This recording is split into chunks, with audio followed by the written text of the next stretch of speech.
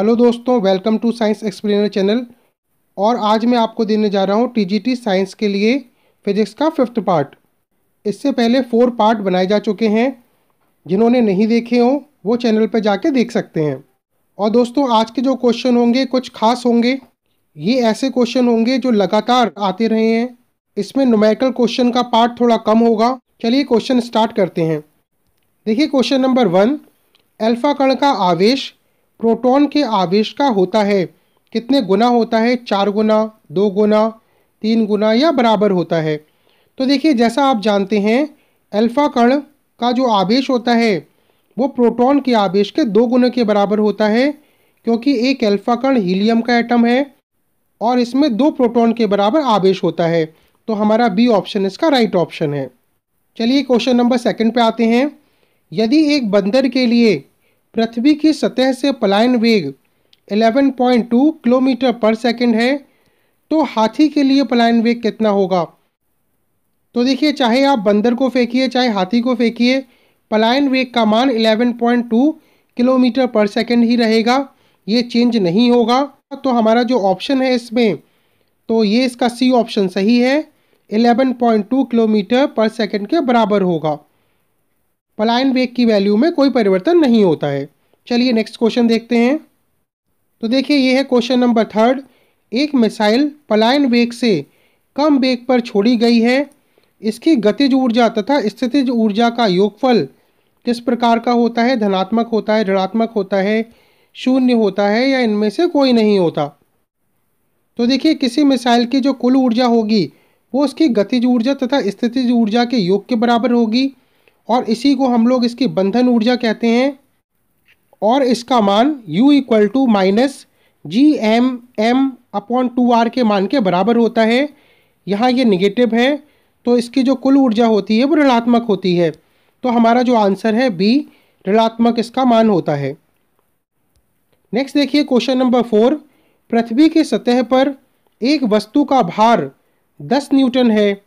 चंद्रमा की सतह पर इसी वस्तु का भार क्या होगा? तो जैसे आपको पता होना चाहिए कि चंद्रमा की सतह पर जो त्वरण है, गुरुत्वीय त्वरण है, वो पृथ्वी के गुरुत्वीय त्वरण का 1/6 पार्ट है। और वहाँ पर जो भार होगा वो भी 1/6 ही होगा। तो अगर 10 न्यूटन है तो इसमें आप 6 से डिवाइड दे दीजिए 1/6 से, तो इसकी वैल्यू 1.67 आती है। तो इसका जो आंसर होगा हमारा डी ऑप्शन, वो राइट ऑप्शन होगा। Next question number 5।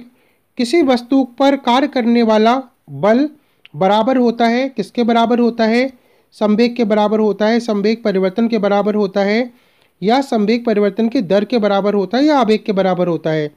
तो देखिए, किसी वस्तु पर कार्य करने वाला जो बल है वो संवेग परिवर्तन की दर के बराबर होता है। तो ये सी ऑप्शन इसका राइट ऑप्शन है।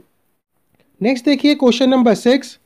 अपने गलनांक पर बर्फ का पिघलना है तो अपने गलनांक पर बर्फ का पिघलना किस प्रकार का प्रक्रम है?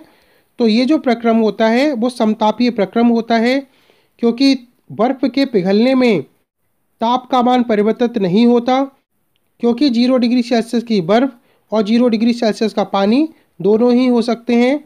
इसलिए ये समतापीय प्रक्रम है और ये बी ऑप्शन इसका राइट ऑप्शन है। नेक्स्ट देखिए क्वेश्चन नंबर 7। एक तार से mg भार लटकाने पर तार की लंबाई में वृद्धि हो जाती है। इस प्रक्रिया में कार्य कितना करना होगा?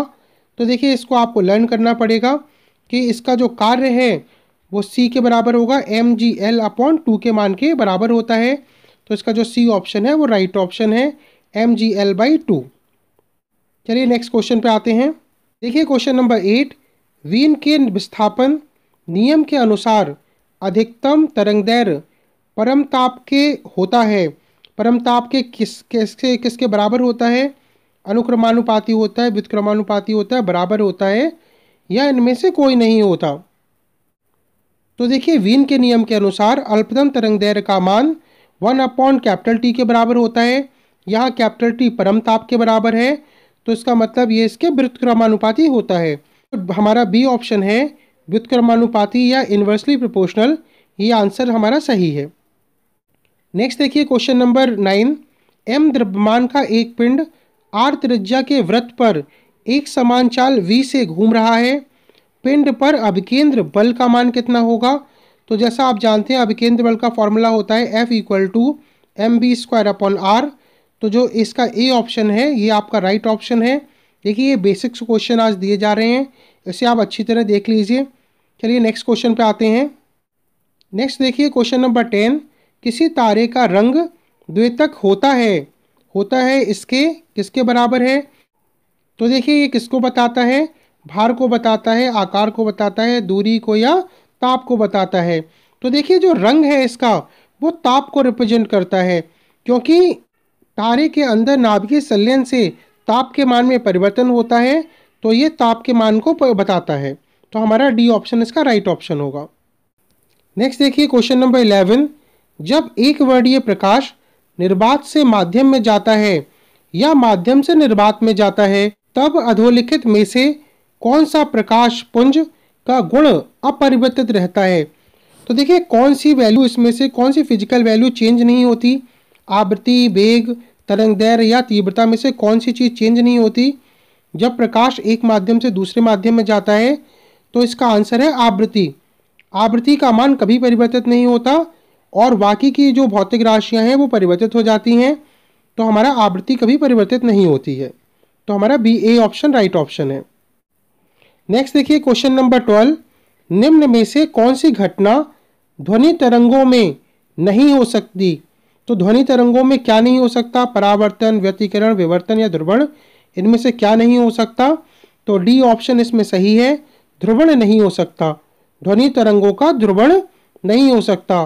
परावर्तन, व्यतिकरण, विवर्तन हो सकता है, ध्रुवण नहीं हो सकता। तो हमारा डी सही है। नेक्स्ट देखिए क्वेश्चन नंबर 13, एक कूलाम आवेश में इलेक्ट्रॉनों की संख्या कितनी होती है? तो देखिए जैसा आप जानते हैं N=Q/E होता है, Q=Ne होता है। तो यहाँ पे Q की वैल्यू 1 कूलाम रखिए और इलेक्ट्रॉन पर आवेश 1.6 × 10⁻⁻19 रखिए। जब इसको रख के सॉल्व करेंगे आप तो इसका जो आंसर होगा वो आपका बी होगा 6.25 × 10⁻18। तो एक कूलाम में 6.25 × 10⁻18 इलेक्ट्रॉनों की संख्या होती है। नेक्स्ट देखिए क्वेश्चन नंबर 14, 1 किलोग्राम द्रव्यमान के तुल्य कार्य ऊर्जा में लगभग किसके बराबर होता है?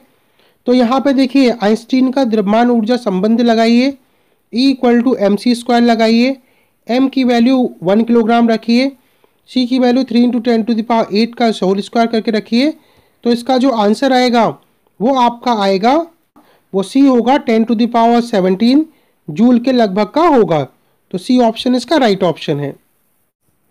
नेक्स्ट देखिए क्वेश्चन नंबर 15, जब hν ऊर्जा का एक फोटोन एक प्रकाश संवेदी धातु की सतह पर आपतित होता है जिसका कार्यफलन hν0 है, तब हमारे दिए गए ऑप्शन में से कौन सा सही होगा?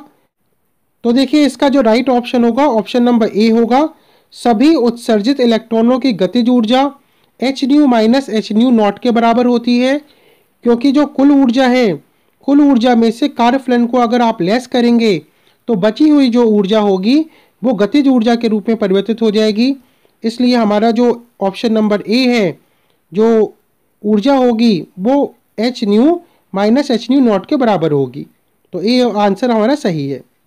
नेक्स्ट देखिए क्वेश्चन नंबर 16, निम्न में किस ताप पर किसी गैस का आयतन शून्य हो जाता है? 0 डिग्री सेल्सियस पर, 0 रैंकिन पर, 0 फ़ारेनहाइट पर या इनमें से कोई नहीं? किस पर आयतन का मान शून्य होता है? तो देखिए ये डी ऑप्शन होगा, इनमें से कोई नहीं, क्योंकि किसी गैस का जो आयतन है वो परम ताप पर ही शून्य होता है। तो हमारा डी ऑप्शन इसमें से सही है, इनमें से कोई नहीं।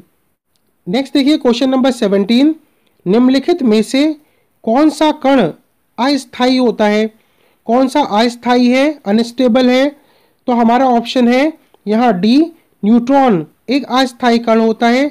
इलेक्ट्रॉन, अल्फा कण, प्रोटॉन ये तीनों स्थायी कण हैं और जो न्यूट्रॉन है वो एक अस्थायी कण है। न्यूट्रॉन का इलेक्ट्रिक फील्ड और मैग्नेटिक फील्ड दोनों फील्डों में कोई भी चेंज नहीं होता, ये एक उदासीन कण भी है। तो हमारा डी ऑप्शन इसका राइट है। नेक्स्ट देखिए क्वेश्चन नंबर 18, परमाणु बम के विस्फोट में अत्यधिक ऊर्जा का निकलना किसका एग्जाम्पल है ये जो दे रखा है, न्यूट्रॉनों के निकलने का कारण है। बी ऑप्शन अत्यधिक द्रव्यमान की क्षति के कारण होता है। सी भारी परमाणु के हल्के परमाणु में बदलने के कारण होता है, या इनमें से कोई नहीं। तो देखिए हमारा जो ऑप्शन है इसमें वो बी ऑप्शन सही है। परमाणु बम के विस्फोट में अत्यधिक ऊर्जा का जो निकलना है वो अत्यधिक द्रव्यमान की क्षति के कारण होता है। नेक्स्ट देखिए क्वेश्चन नंबर 19, नाभिक की स्थिरता का मापदंड है। तो जो स्थिरता है नाभिक की वो किस पर डिपेंड करती है? तो इसका मान है हमारा ए, बंधन ऊर्जा पर डिपेंड करती है। बाइंडिंग एनर्जी जितनी ज़्यादा होगी उतना ही नाभिक जो है स्टेबल होगा, तो हमारी बाइंडिंग एनर्जी पर डिपेंड करती है। नेक्स्ट क्वेश्चन नंबर 20, प्रकाश वैद्युत प्रभाव की खोज सर्वप्रथम किसने की? तो किस साइंटिस्ट ने की? तो ये हमारा है डी, फोटो इलेक्ट्रिक इफेक्ट की जो खोज है डिस्कवरी की गई है तो वो हर्ट्ज के द्वारा की गई है। तो ये हमारा डी ऑप्शन इसका राइट होगा। तो दोस्तों ये थे आपके इम्पॉर्टेंट क्वेश्चंस, इसे आप देख लीजिए, काफ़ी इंपॉर्टेंट हैं।